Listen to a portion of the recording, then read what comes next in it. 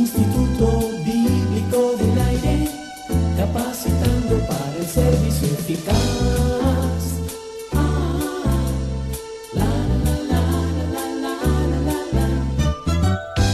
Estamos de nuevo en el Instituto Bíblico del Aire. Qué bueno que contamos con su amable sintonía. Esperamos esté obteniendo el mejor provecho de estos estudios. Estamos avanzando en la serie sobre el Nuevo Testamento. Si le es posible, busque su Biblia para un mejor provecho de este estudio. Ya Alberto Valle está listo para presentarnos otra importante lección.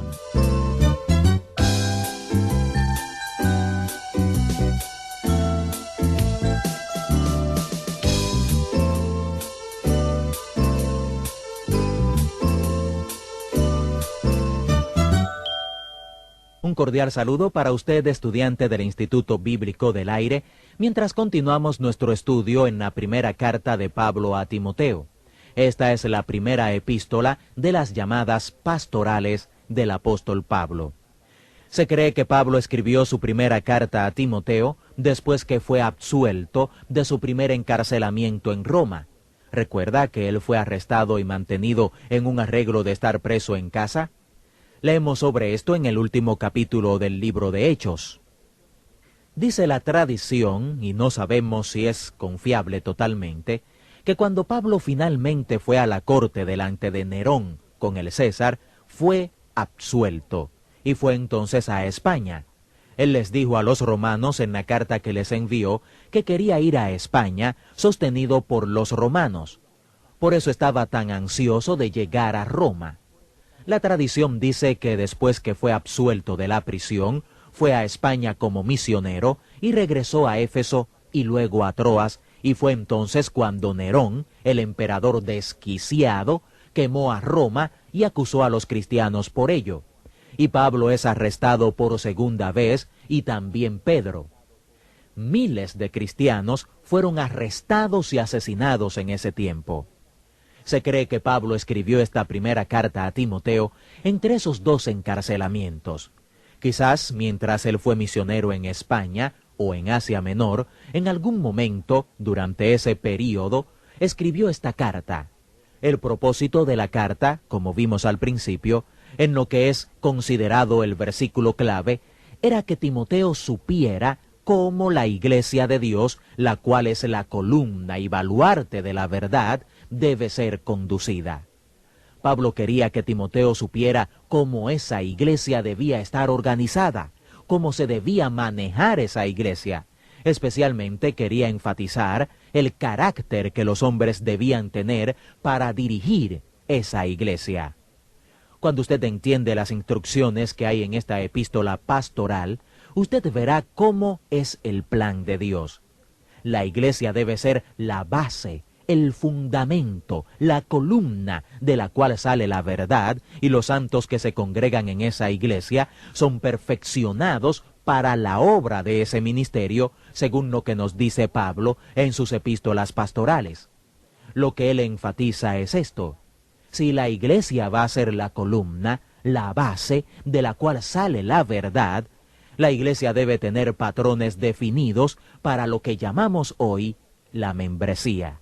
Y expresamente, la iglesia debe tener patrones para su liderazgo también. Ese es el propósito de la carta de Pablo a Timoteo, pero al comenzar a estudiarla, uno encuentra muchas otras cosas. Por ejemplo, en el capítulo 1, en los versículos 12 al 16, tenemos un hermoso testimonio personal que Pablo le da a Timoteo.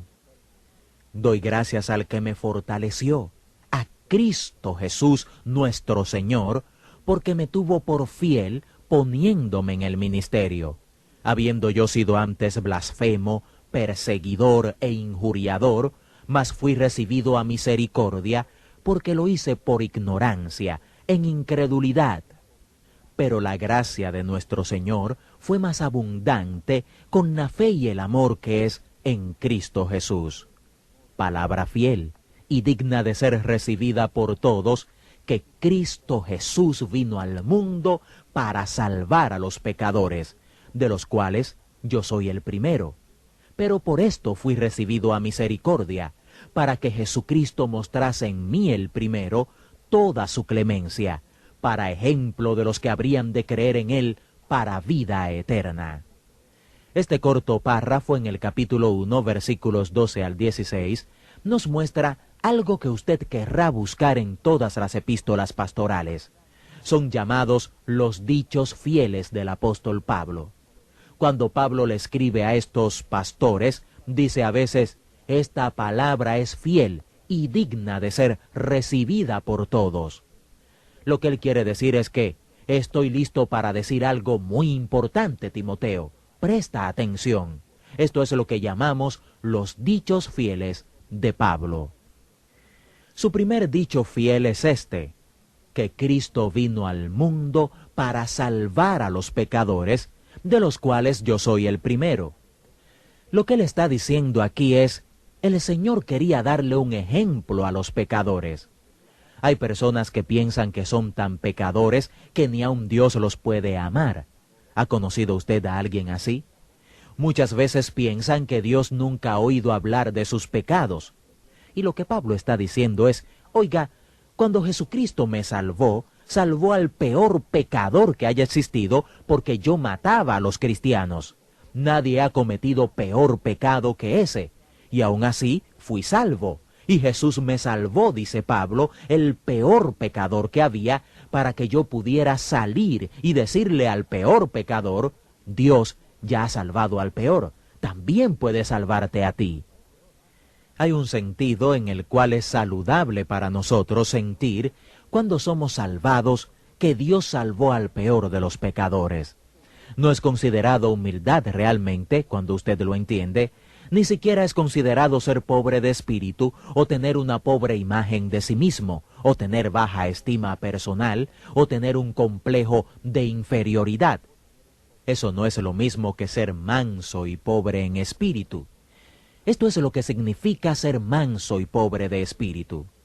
Dios, cuando tú me salvaste, salvaste al peor pecador de la tierra. Y no hay pecador que tú no puedas salvar, porque tú me salvaste a mí. Al continuar en esta carta, otra cosa que se puede notar es la prioridad de la oración.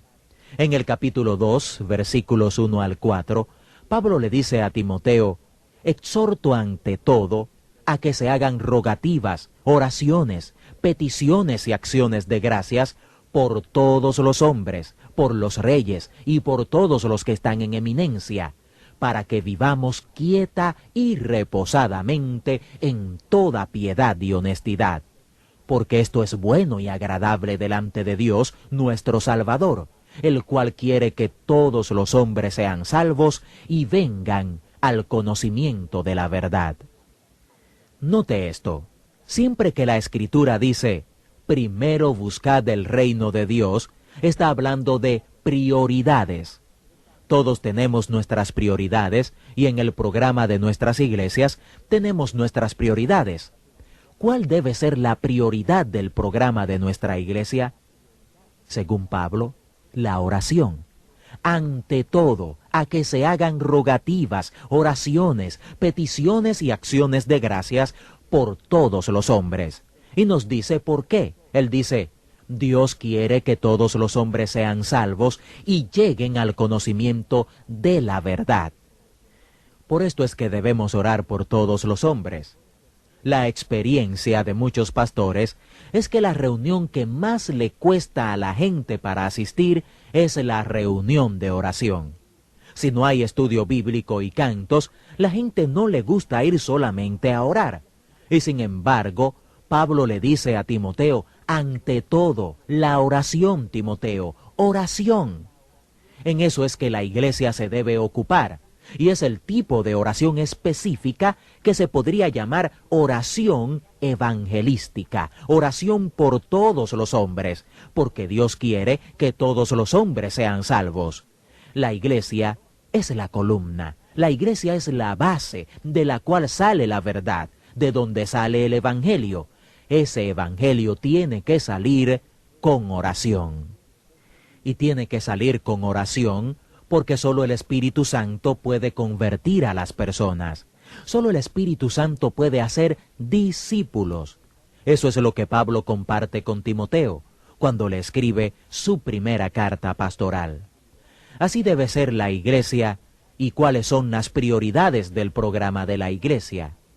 Exhorto ante todo a que se hagan rogativas, oraciones, peticiones y acciones de gracias por todos los hombres, porque esto es bueno y agradable delante de Dios nuestro Salvador, el cual quiere que todos los hombres sean salvos y vengan al conocimiento de la verdad.